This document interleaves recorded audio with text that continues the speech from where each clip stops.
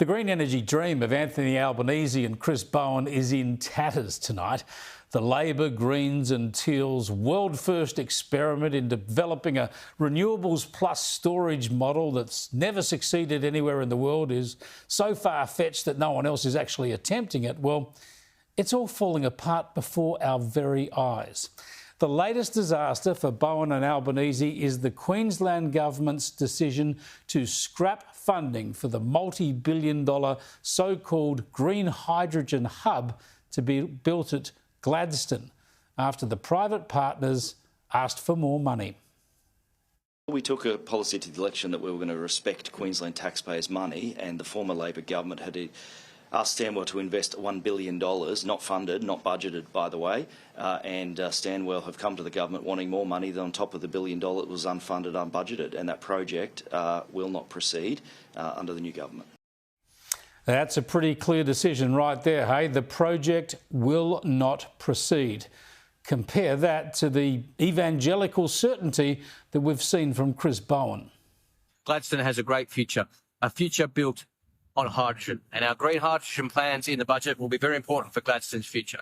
Hydrogen hub, hydrogen head start and a hydrogen tax production credit, all important for Gladstone's industrial future. Really? Some future. Bowen is the gift that keeps giving, isn't he? He ought to know that for an industrial future you actually need reliable power. This Gladstone decision is going to be welcomed by many people, especially those we've caught up with before who were worried about another reckless rollout of renewables to support this project. The whole hydrogen plan required an unbelievable amount of land for wind turbines and solar panels, and its collapse continues a pattern of green hydrogen projects falling over.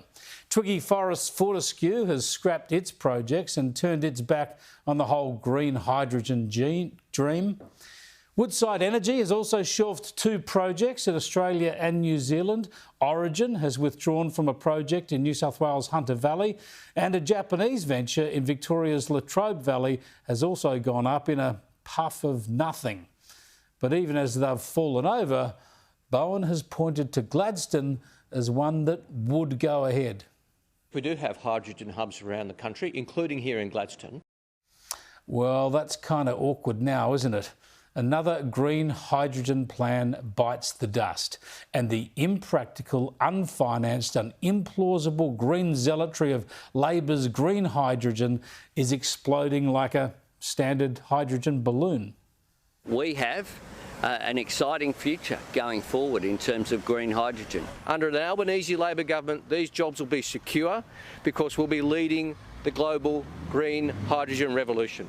And what we know is that the green hydrogen sector has an enormous potential in this country. We have $225 billion pipeline for green hydrogen in Australia. That's across 100 projects. Now, my government sees enormous potential in green hydrogen and will look for opportunities to back green hydrogen projects. only Labor has the plan to ensure that Australia is part of and is leading that hydrogen revolution. Leading the global green hydrogen revolution? These people are grown-ups. They're running our country. He's even doing it in his green hydrogen green jacket. Good Lord. The thing is, this stuff's always looked like a pipe dream. The Green left politicians are driven by ideology more than engineering and economics. That's what we've highlighted here for a couple of years now when we've looked at reckless renewables projects in Western Victoria, in central New South Wales, along the Queensland coast, in central Victoria as well, off the New South Wales coast and the Illawarra coast, near Goulburn, of course, in the highlands of New South Wales and in the Australian Alps, and all over the country where we've highlighted community concerns over renewables projects. It's been a case of government renewables subsidies and grand plans coming hard up against community concerns and economic reality. And that's why we were calling out the Gladstone plans almost a year ago.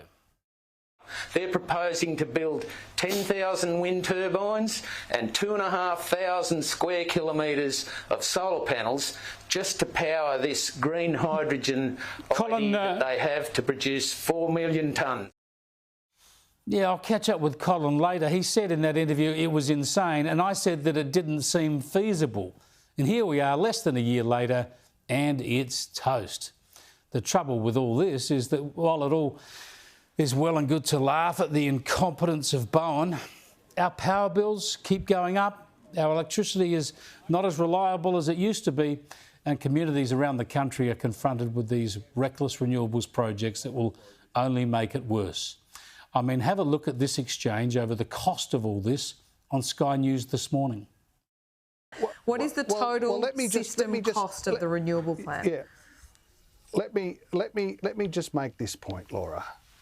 Peter Dutton's nuclear reactor strategy in terms of aluminium, right, which we are focused on. I don't even want to talk about his at the moment. I want to talk about your plan. What is the total? That's a pretty simple question.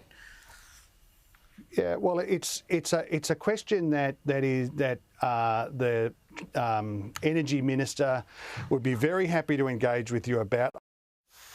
Yeah, it's a pretty straightforward question from Laura. What will their plan cost? They can't or won't answer it. I guess we get the answer in our power bills. This energy crisis is, as I keep saying, a devastating case of national self-harm. It's a mess brought to you by Labor, the Greens and the Teals. And the only way to fix it is at the ballot box.